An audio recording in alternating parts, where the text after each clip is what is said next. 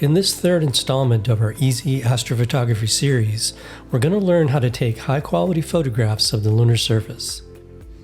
It might sound simple, but back in the days before digital imaging, getting sharp, close-up photographs of the lunar surface was impossible. The gaseous soup that is our atmosphere is constantly churning and blurring our view. There are moments of clarity, but they're fleeting and not over the entire image at the same time. With the advent of digital imaging, everything has changed. Amateur astrophotographers routinely capture lunar detail that's limited only by the resolving power of the telescope. This is done through a process called lucky imaging, and you'll be amazed at the results. Let's get started. First of all, you'll need a telescope that's on a tracking mount so it will follow the movement of the moon across the sky. The good news is polar alignment doesn't have to be perfect. In fact, a little bit of drift while you're taking data is a good thing, as it will hide any hot pixels present in your camera. Any telescope, large or small, will do. In fact, in our example, we'll be using a 90mm f10 doublet refractor with a yellow filter. Nothing fancy at all. To use the lucky imaging technique, you'll be recording video rather than single shots, so any camera capable of doing that will work. Your final video file before processing will need to be in AVI format, so make sure you understand how to convert it if needed. In our example, we'll be using a ZWO ASI 120 black and white CMOS camera. Cameras like this are very affordable and highly recommended if you're going to be doing a lot of lunar or planetary imaging. Now that the hardware is sorted, you'll need two free software packages for processing: AutoStacker and Registrax. Links for these programs will be posted at the end of the video. Photoshop or GIMP will also be useful for final adjustments, but are not absolutely necessary. In addition, you may need a video capture program if your camera doesn't store video internally. We'll be using the capture software that was provided with the ZWO camera, ASI Studio. Okay, it's time to take your data. Pick a time when the moon is high in the sky but not full. Before you start taking data, select the area you want to record. Focus roughly and take a look at your exposure settings. The idea is to use as short an exposure time as possible and set the gain, if applicable, to no more than 50%. Lower if you can. Some areas of the moon, such as sun-facing crater walls and young ray craters, can be very bright. Be very careful not to overexpose these areas. The overall picture may seem a little dark, but that's normal. The last detail is the most important and the most difficult to do: focusing. You'll want to do this as accurately as possible. It will be frustrating at first, but do the best you can. You'll get better with practice. Now start recording your video file. The idea is to capture a video containing anywhere from 200 to 2,000 frames. Just how many you'll need depends on the seeing and your camera, so feel free to experiment. More is always better than less, within reason. Now is where the magic happens. Open AutoStacker and load your video file. Click 1, Open. Select all supported video formats. Navigate to your file, select it, and click OK. You'll see your image in the right-hand window. Notice the green box.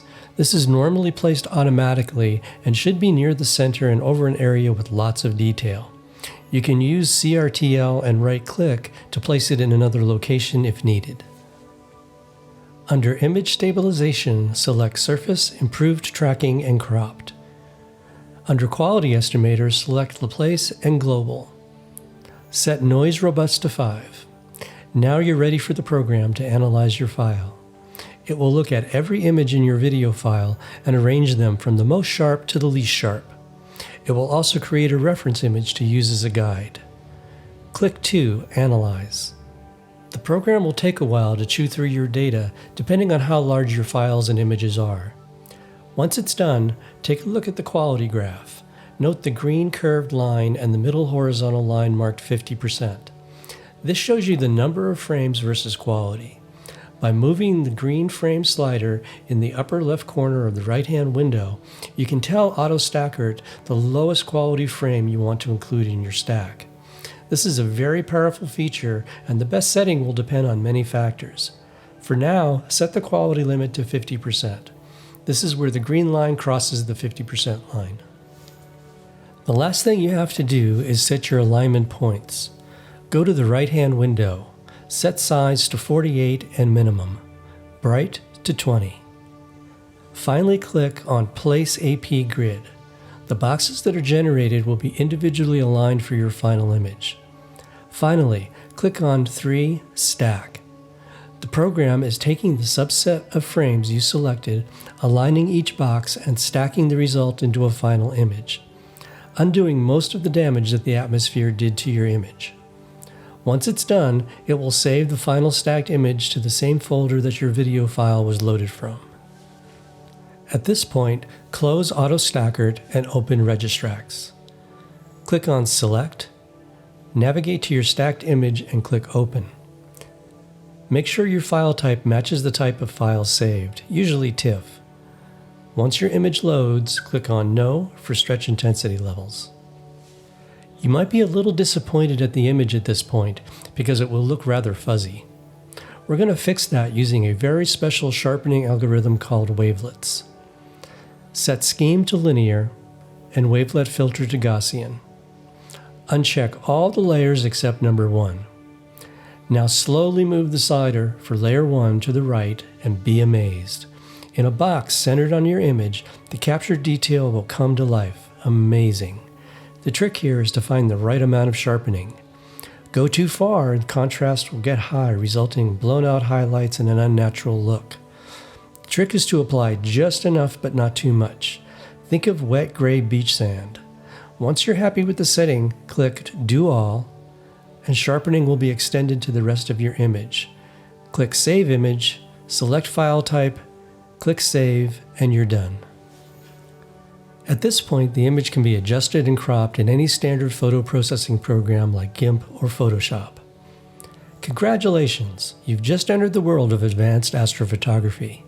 You've learned techniques that can be used on the planets and even some deep sky objects. Of course, the program used are very extensive with lots of options. We've just shown you the basics. I would encourage you to read the manuals, search the web, and come up with your own workflow that perfectly matches your telescope, camera, and conditions. You might just get hooked on the moon.